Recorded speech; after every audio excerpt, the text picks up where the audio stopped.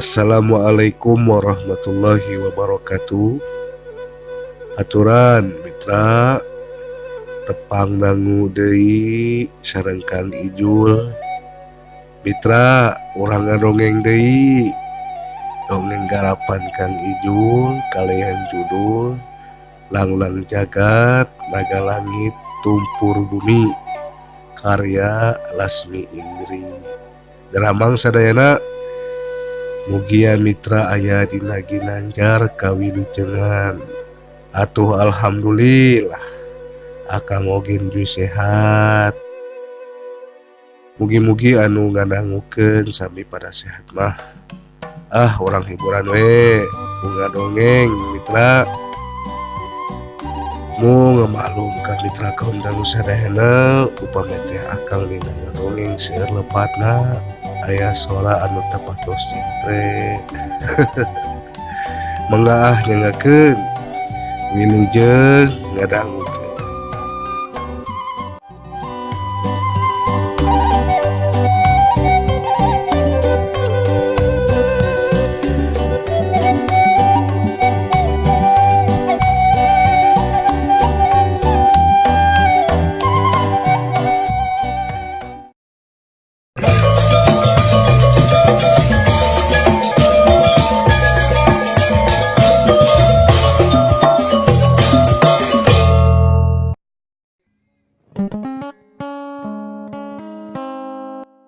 Demit Bang Barongan terus dibawa serta dibebaskan ke lapisan kerak bumi ku 10 jirim anu bisa dipastikan mangrupakeun para penjaga lapisan kerak bumi. Manehna geus teu bisa hojah deui sanajan naker ngetrukeun tanaga amatan 1000 setan. Aduk songkol coba hayang ngelepaskeun diri. Tapi tetela tanaga can sanggup ngamandingan 10 penjaga gerbang bumi lapisan kahiji. Sadigebruskeunana Demit Bang Barongan kana eta jurang. Rengkahan bumi lalaunan ngarapat deui. Red. Rakatak.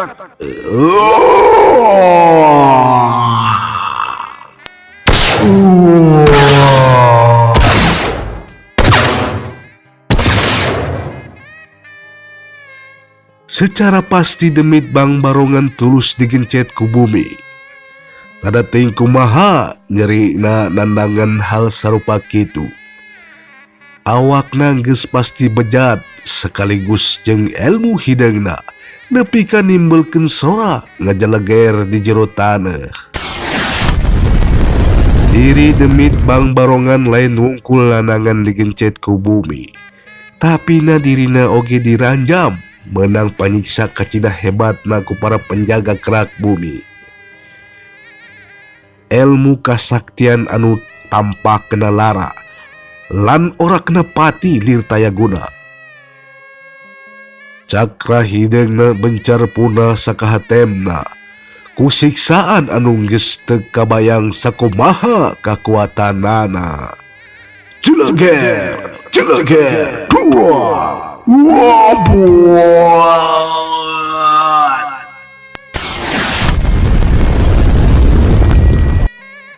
jeritan-jeritan ketir karungu silih patembalan.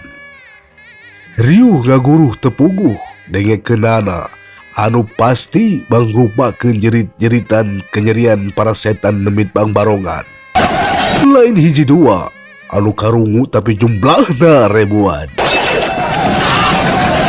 Tahap demi tahap lapisan kasakten Demit Bang Barongan punah. Sahiji-hijina setan barinasa kabakar ku angkara siksaan tentara bumi. Cacak-cacak kara nincak di lapisan kerak bumi. Demit Bang Barongan nepi ka sakituna. Komo lamun ditembuskeun ka inti bumi lapisan ka-7 saperti kemampuana Raden Kian Santang. Salah sahiji tenggelan pamungkas suntag bumina nyaeta Segogendra. Memang kudu muka lawang bumi ke-7 pikeun nyerap kekuatan inti bumi sekaligus ke 70 tentara lapisan inti bumi. Jadi hiji kekuatan tenggelan dahsyat. Anu eta tenggelan sanggup ngeremkeun hiji nusa ka dasar sagara.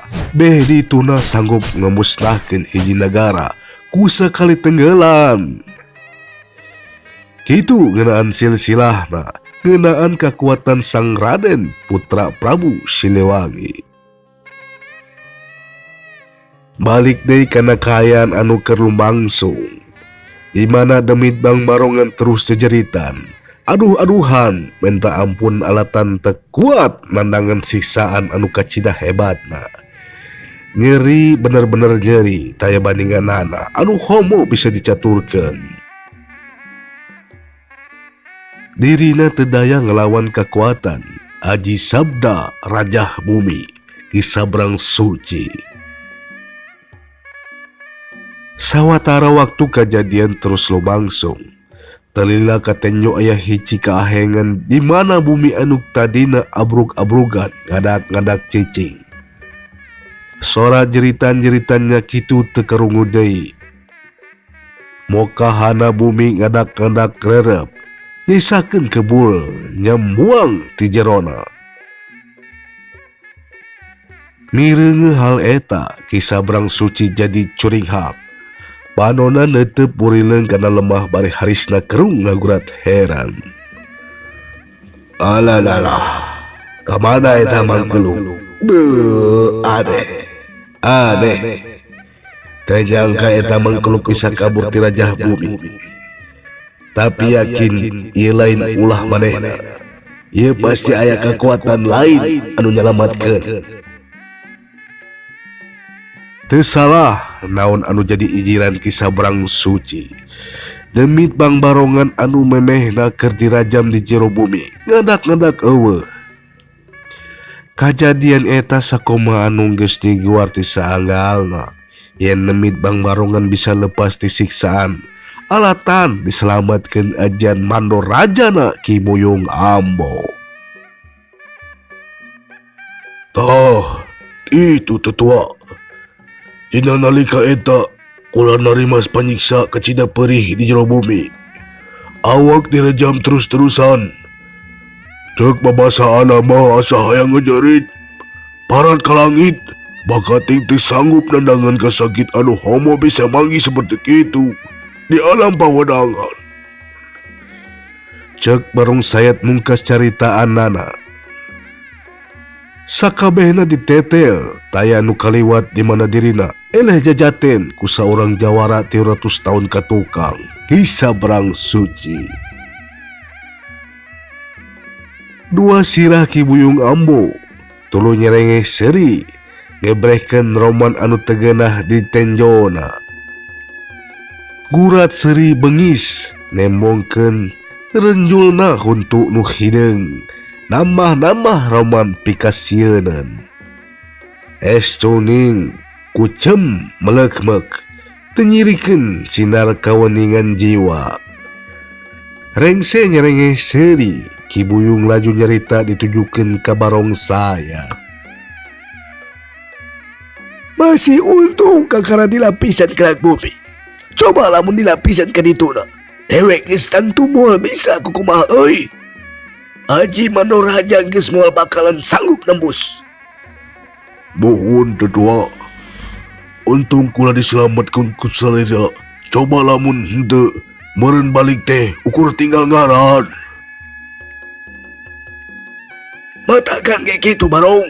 Bisa ngana oge dewek geus papaje. Omat. Ulah sagawaya lumampah di Tatar Sunda. Ulah disaruakeun jeung lembur tanah sorangan. Tatar Sunda lain Tatar biasa. Sabab Tatar Sunda baheula pernah digeugeuh ku para jalma-jalma dikjaya. Di samping eta, Tatar Sunda mimanda kaayangan anu nyemuni jadi ulah rek salagoto. Salah laju langkah nyawa taruhanana. Dikitukeun teh barong sayat tenembalan, malah terus ngeluk tungkul. Ki Buyung Ambo laju ngebagi panetep kanu tiluan. Geus kitu minyo caritana. Di lebah dia orang kudu api nyen tindakan. Urang kudu ngatur siasat jitu pikeun ngohantal cita-cita urang anu hayang ngapimilih sakabeh watu tulis Gunung Padang. Sakira-kira urang moal bakalan mampu ngenyang harapan tarung leuwih hade mundur heula. Sing inget, tujuan urang lain rek ngelehkeun hiji-hijina jawara Tatar Sunda. Tapi tujuan urang justru leuwih ti eta. Di mana geus mimana opat batu tulis. Tong boroning pangkat jawara, dalah pangkat Batara oge sanggup ti ayonan. Salasa hiji Rusia anu kacatet dina watu tulis jaeta hiji kakuatan kendali alam. Bisa ngahadirkeun balai alam, topan beliung, lini jeung sajabana. Sanggup ngucurkeun hiji nagara, ku ditileumkeun ke jero taneuh. Waran panjang lebar na Ki Buyung Ambo sarupa kitu memang jeung nyana. Lain omong kosong atawa sekedar hayalan ngungkul. Tapi hal anu cik keneh diudalkeun aya dina kanyataanana. Aya dina ebrehna sarta bisa diwujudkeun secara nyata. Kadali alam mangrupakeun kekuatan luar biasa, malah di luar nalar manusia. Nah bisa seorang jalma bisa ngebolak-balik cuaca alam sagenah hate. Nah make teu bisa. Sabab eta hiji hal anu mungkin lain mustahil. Jaga-jaga ning jaga. Di akhirna tang turis sia kadali alam bakal dikawasa oge ku jalma. Malahan jadi senjata mematikan anu homo bisa ditahan ku naon wae. Hal eta mangrupakeun Rusia dodoja Gusti. Kumaha ngadoja Gusti ka makhlukna kudu sungkun seperti kitu. Nah jalma bakal tetep migusti kanu maha kawasa atawa migusti kana kaangkeuhan. Red Ki Buyung Ambo balik ngereret ka Dewi Kembang. Geus kitu pok tumanya. Cek tadi yang salah sahiji watu tulis aya di leuweung nerangan. Nah pasti eta teh nyi. Tangtos tetua, eta numutkeun pangakuan Ki Sabrang Suci. Gitu. Lalu ngarti memang orang kudu kambak eta leuweung. Lamun hayang nyokot watu tulis, taya deui jalan. Memang orang kudu bisa nembus 7 lawangna. Memang sepertos kitu Ki Buyung. Mung di setiap lawang dijaga ku seorang jawara sakti. Sadayana 7 penjaga lawang larangan mangrupakeun jawara-jawara babat sadewa. Cacak-cacak di lawang kedua abdi duaan hampir bobor ka rahayuan. Cik. Kumaha eta kejadian teh? Ki Kembang? Kumaha breh-brehan tarungna jeung si Merak Putih? Nepi ka maneh duaan teu sanggup ngayonan. Kudu diangkeun kula duaan.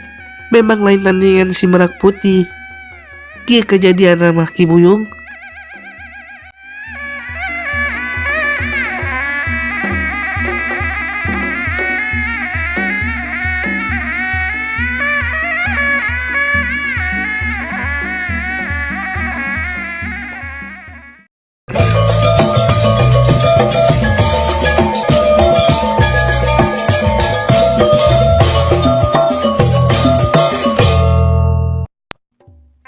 Saluyu jeung syarat anu disebutkeun kumaha Guru Merak Putih.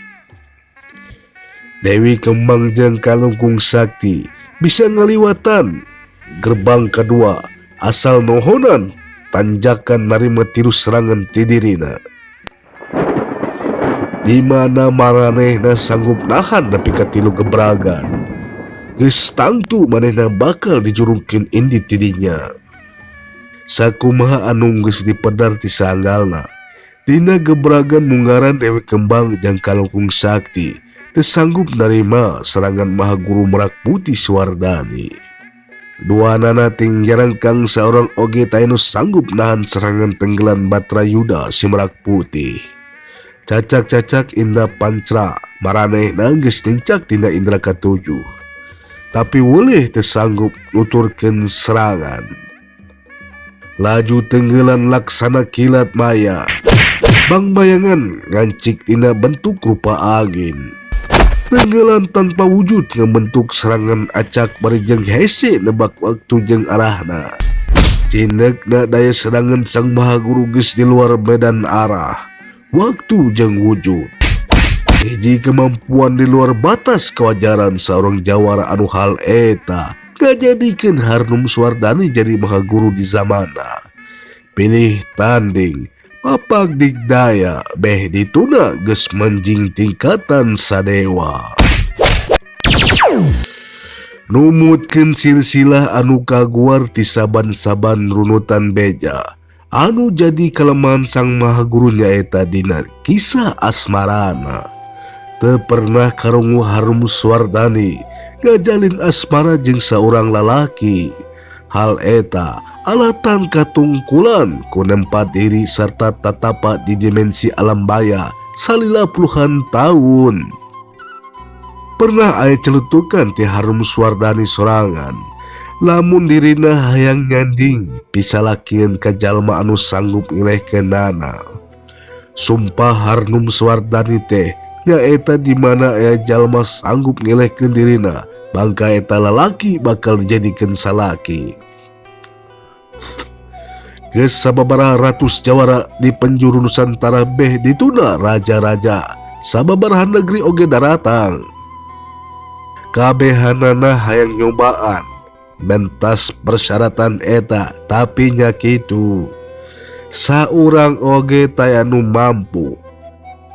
Rupa-rupa jawara anu geus digdaya asak ngagem ajian-ajian linuhung tetap tersanggup mapakan kehebatan Mahaguru Merak Putih Suwardani. Lila kalilaan mah dirina ngerasa putus asa, bingung kusi itu kusi ieu, taya pilihan seorang oge. Eueuh nuloyog jeung payus nohonan nuat sumpahna. Yakin lamun zaman harita taya nu sanggup nandingan antukna. Harnum Suwardani nantukeun sikap. Dirina antuk ngalih mangsa ngaliwatan dimensi waktu anu jadi harapan bakal pinanggih jeung lalaki sajati belahan jiwana. Rek iraha we, rek di mana wae, nu penting mah bisa ngalih mangsa sarta pindah jagat. Nu akhirna Harnum Suwardani nepi ka jagat waktu ayeuna sarta jadi penjaga gerbang kadua leuweung larangan lohonan pamunutna Dewata Kuncung Widara. Dina gebragan anu kadua Mahaguru Merak Putih saeutik mere omer kadua lawanna sangkan nyerang ti heula. Sedangkeun dirina ngadagu siap nahan serangan. Panceg langtung bari ngembang imut irut gamuleung gembang kinasihan. Imut semekar matak ngegendangkeun jajantung sing saha wae anu nenyo.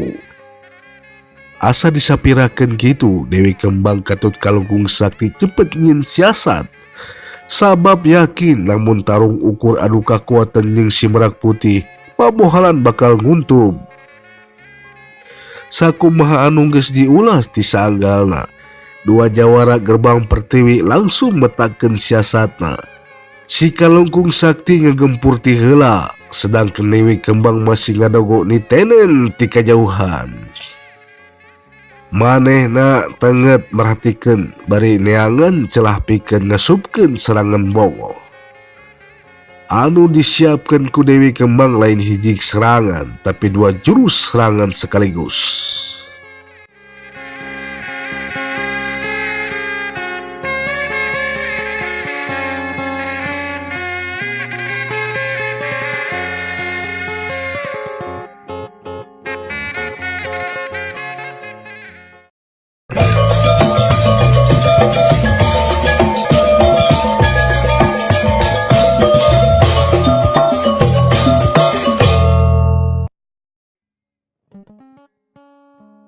Sedangkan di kancah pakalangan, si Kalungkung Sakti geus mimiti gagempur si Mahaguru ku jurus aheng sigar sidarana. Setiap tenggelan nguntapkeun galura cakra kabalik anu sanggup malikeun kekuatan lawan dibalik serangkeun. Lawan wae tenaga jero lawan, aliran cakra tenaga sakti beh dituna prana ajian lawan bisa dipangperkeun sena balik nyerang. Hal eta anu ngajadikeun si Kalungkung Sakti ngajago di tatar pertiwi bagian kidul. Kitu sote lamun anu disanghareupanna jawara biasa di zaman ayeuna. Tapi lawan anu kiwari disanghareupanna nyaeta hiji Mahaguru anu elmuna geus tutug muncak mapag mega. Weureuh seubeuh makalangan di alam kajawaraan. Jadi jawara lain sinatria nomor hiji di zamana bari sanajan umurna masih ngora. Mitra, datangna serangan si Merak Putih ukur ngaliukeun tapak leungeun kenca ngapak lir jangjang merak membentuk pusaran dimensi aneh anu hese ditilik gerakanna.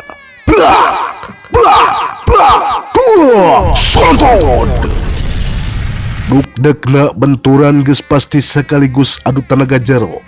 Tenaga balik sigar sidara anu ngahanter dina leungeun si Kalungkung Sakti memang ngarambat tapi sadetik ti eta langsung nyentak malih. Ngajadikeun si Kalungkung Sakti nyolontot ke tukang aya kana 10 lengkahna. Getih hideung terus kalih dina juru bibir sarta kulit sepasang leungeun jadi geuneg semu hideung. Si Kalungkung Sakti tangtu ngerasa kaget luar biasa narima kenyataan seperti kitu. Teu nyangka lamun lawana kiwari mimbana tenaga jero kacida rongkahana. Ngagulidag tanpa batas. Cakra sigar sidara lir dembrag kana jungkiring gunung cadas. Tapi lain oge si Kalungkung Sakti ari kudu cepet keboboran eleh ku segebragan seperti kitu mah. Cepet manehna ngadalikeun diri, mancekeun deui tangtungan bari terus ngalirkeun sakabeh tenaga sakti kana sebasang leungeunna.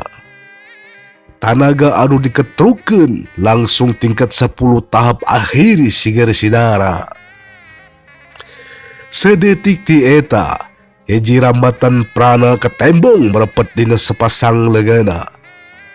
Terus kalir sakujur awak malah kadituna ngarembet ngajalar taneuh. Brede! Prana sigar sidara ngarambat beki ngalegaan ngajadikeun jukut padang sabana ngariut ngeprul jadi lebu. Lamun nenjo kana hal eta, sigar sidara tahap akhir tebeda jeung ajian serat jiwa atau ajian waringin sungsang. Mitra kaum dangu sadayana, tutas naker beak tenaga ajian sigar sidara si Kalungkung Sakti langsung melesat. Gerak tandangna diiring ku pancaran rambatan prana.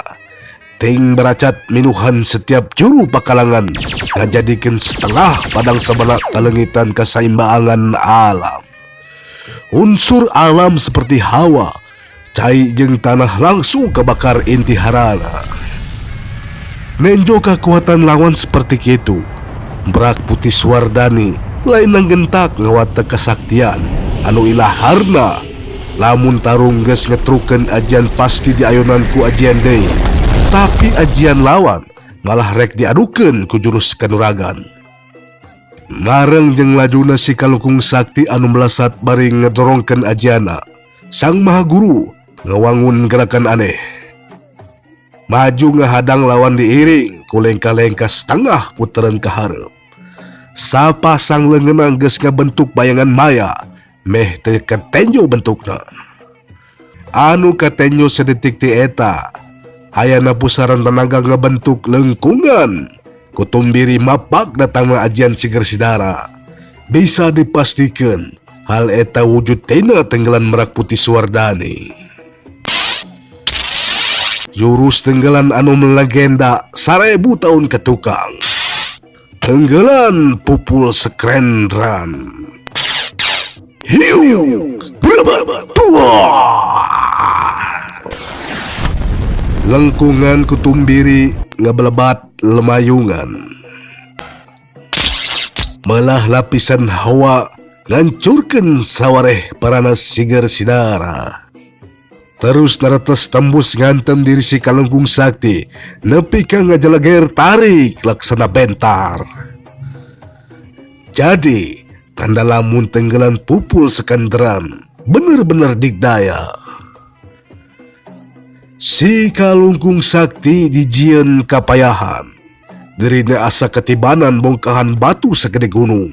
Anu kontan harita keneh muncratkeun getih lamaran. Sanajan tekebat ngajengkang, tapi tatu anu dirandapan pastina cukup parna. Di satu kangeuna breka tenjo, tanah padang sabana belah kasungkal jiga sesalini. Malahan ketenjo sana warna jingga ngahuru balukar tina laju terusan tenggelan si Merak Putih. Di ambang dirina anu geus hampir binasa, si Kalungkung Sakti masih tetap mere perlawanan. Aliran aji sidiger sidara terus ditorongkeun setakerna. Berubah! Perana siger sidara gerambak cepat kada diri maha guru. Sabalikna si Merak Putih gancang mandet rambatan gerakan lawan ku notok lebah sikuna.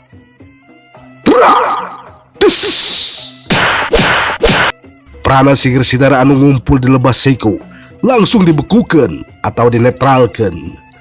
Si Kalungkung Sakti nepi ka dijieun gogodeg nampukayan di hareupeunana. Kakaraeun nenjo kemampuan lawan anu sanggup ngamandulkeun ajian pamungkasna ngan ukur ku ngolah tenaga jero. Ku sakitu oge bisa dipastikan lamun si Kalungkung Sakti sakedeng deui bakal eleh jajaten. Tapi parandane kitu lapat-lapat ti arah kajahuan ketenjo Dewi Kembang geus ngajerelat ke arah Pakalangan.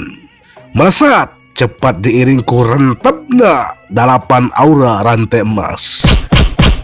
Hal eta geus tangtu bisa dikanyahokeun si Merak Putih. Keur mah mimanda indra kasalapan katambah ilmu mata jiharana anu sanggup ngaweruh 360 derajat. Pakalangan serta ngaweruh dimensi gaib. Dalapan rantai aura rantai emas meresat ngarantep ngebentuk cakar. Malah katenjo muter turun melecet ku kecepatan luar biasa. Nepi ka nimbulkeun saura gaung gangsing anu kacida tarik. Hal eta kebentuk tina aliran tenaga sakti anu diolah jadi pancaran aura kiraga. Mitra kaum dangu sadayana anu disebut kiraganya eta potensi kemampuan ngolah tenaga jero jadi ngawujud.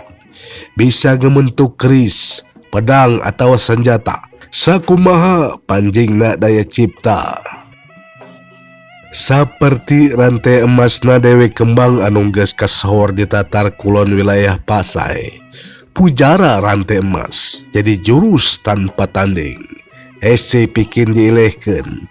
Keur mas setiap hiji rantai ngalirkeun tenaga sabanding jeung gelap saleser. Katambah gerak usikna cepet tur jiga aya panonan. Sanggup nembus kana kelemahan lawan.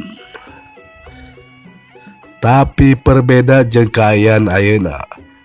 Anu jadi sasaran serangan Dewi Kembang nyaeta mah Guru Merak Putih Suwardani.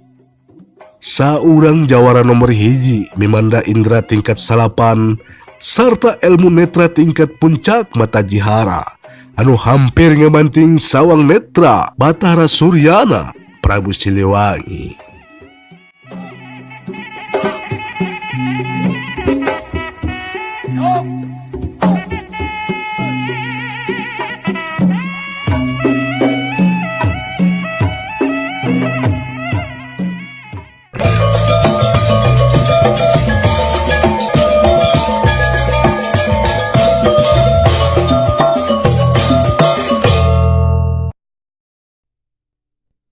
Mitra, urang saeutik ulas heula ngeunaan ilmu kaluhungan anu ngeunaan salah sahiji indranya eta indra netra.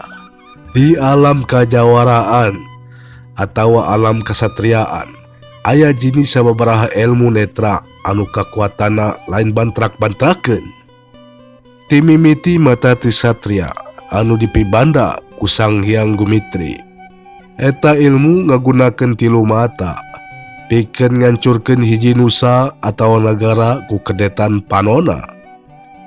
Sawang netra Batara Surya Prabu Siliwangi, dua pancaran mata lir sarangenge kacida ngepraina matak serap kanu nenjo, sanggup ngaduru kakuatan lawan jeung sajabana.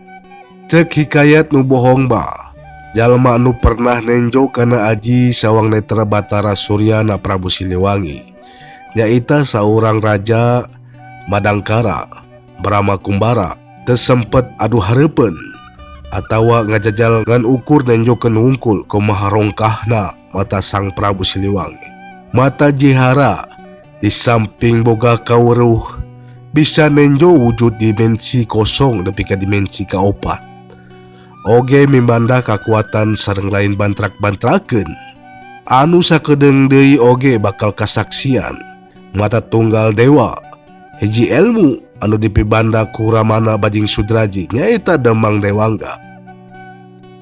Mitra anu salajengna Sewu Mata Iblis dipibanda ku saurang jalma titisan iblis nyaeta Banaspati. Anu salajengna Sorot Pati Geni dipibanda ku Rerehan Arya Kamandanu Satria Naga Puspa. Kabeh anu disebutkeun bieu mangrupakeun jenis ilmu netra anu kaitung paling puncak di jajarana.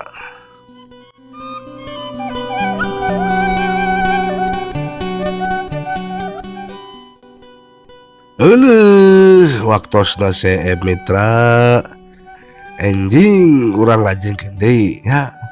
Ngada agung cukup lumur jembar hampun tena permios.